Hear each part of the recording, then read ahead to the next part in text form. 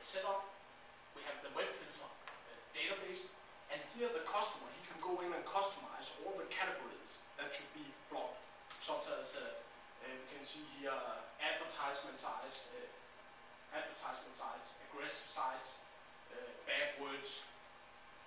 There are many different categories that can be customized, hacking sites, tracking sites. And the good thing with the WebFilter is that it also blocks sites with dangerous content, such as spyware and other things you do not want your users to get access to. Yeah. Victor? Yes? Which base engine are you using for URL filtering? We're using an open source system. Okay. And it has, I cannot remember the specific, but it's millions of blacklists, and there come several thousand every day.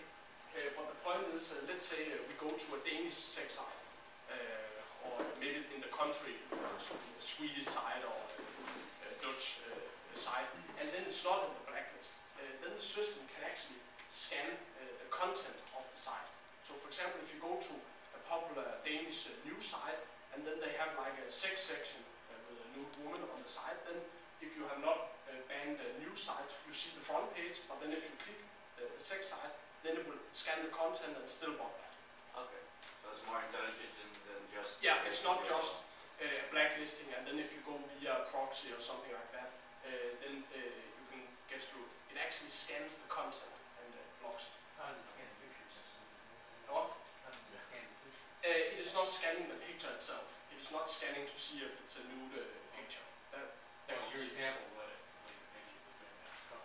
Yeah, I think it can see the name of the pictures. For example, if they have like a JPEG called sexygirl2.jpg, then it can figure out it must be something with strange content. Do they use OCR imaging as well? So what? Basically, regarding scanning pictures, I've heard sometimes that they actually are do some kind of mathematical calculation. Yeah, as the system is right now, it is not possible to scan inside the pictures, but there are several systems that can be used for it. I think I saw one from Netherlands actually, where it can go in and scan to see if it has X amount of nudeness, then it must be adult site. Yeah.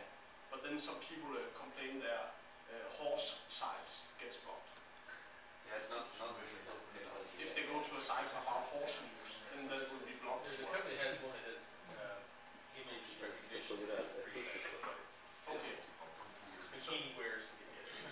So at the moment there's no picture, but I think in the future, if there's a lot of request and demand for that, it can be added, of course. Actually, I thought that it was also looking for the amount of skin in the picture, but it doesn't do that. No. But it is already ready. We can incorporate some modules that are doing it. But as it is right now, if many are requesting it, it's a very... But that takes a lot of processing power too. Yeah, I guess. Yeah. I wouldn't put that on a machine like this. Exactly. So we got machines that are mainframes that are having a problem with that. Yeah, okay. So the search engines we work with. So it doesn't matter what. Exactly. And then you can also go in and again change the tolerance level.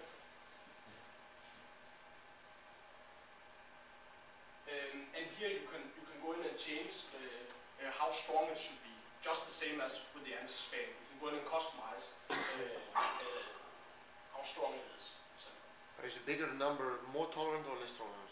it is more tolerant. Okay.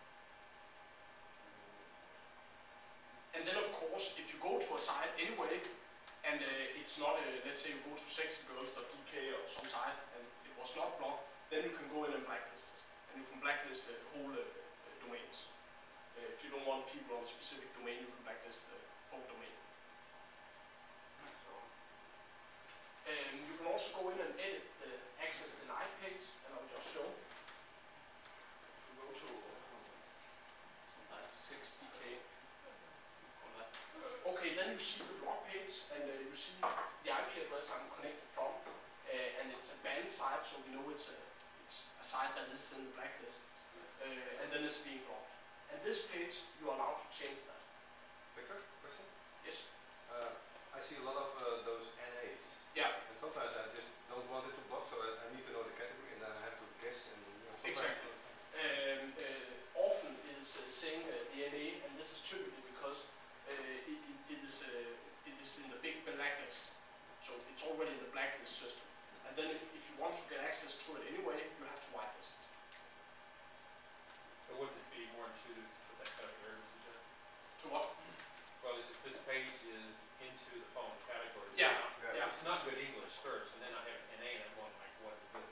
exactly.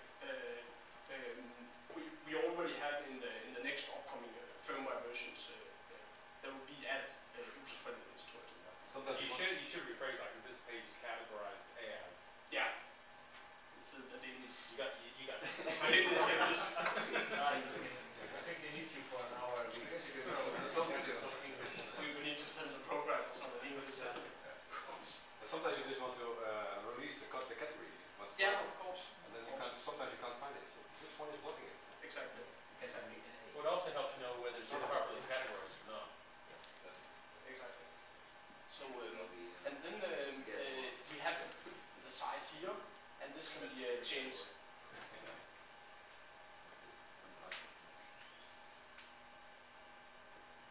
And then we have a new feature where you can set up grouping policies, and it is based on the IP addresses as it is right now. And also, when we get to the new features, we'll talk about web authentication. But as it is now, you set up different segments of your network based on the IP address, and then you can have like the administrative section of IP addresses that allow to do everything, and then you have the IP addresses where the support people are, and they have a different policy, and the sales team and the marketing team on other IP address, they have another policy. But that's based on IP address where Yeah. they're coming from. That's That's difficult with DHCP. what? As long as Yeah, you but use DHCP, then then you have a problem. exactly. If everybody on the same segment, And then also. then you can give a specific static IPs to a specific segment. So you cannot couple this with LDAP or Active Directory coupling to users. Exactly, and that's why we're coming with integration for this part. Also, we can see here it is using a web proxy, and you have the web proxy right here. And one time we had a customer and they used some kind of autocar system, and it wouldn't go through the web proxy for some reason. They used their own stuff. And then you can actually whitelist domains in the WebFilter, but then it still goes through the web proxy. Then all the traffic is through the web proxy. And that's also good because it optimizes the speed of the network. But if a customer has a specific system that has to go around the web proxy, then they can go to the web proxy whitelist and whitelist it out. And then it's not touching the proxy at all. Then I go here to the web filter and to the log. And then in the log, we'll be able to see what has been logged so far. And for example, if I take the denied page, we can see here the date, and we can also change the date. And then we get, we see a lot of things here. You can see here a lot of sites were blocked. For example, to some Danish sex sites. And you can also go back. And then you can see the status, for example, of allowed sites, or you can see the ones that are whitelisted, or you can see any status.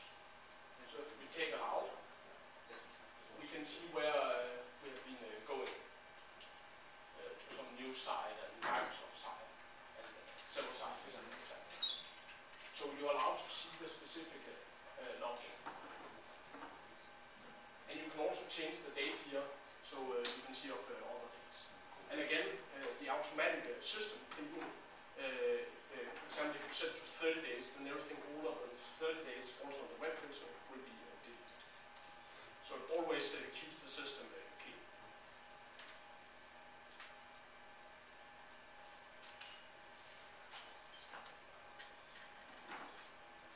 And do we have more questions to the web filtering part? You've got to tell it also can generate daily report. Yeah, we wanted to have you try to go to that section.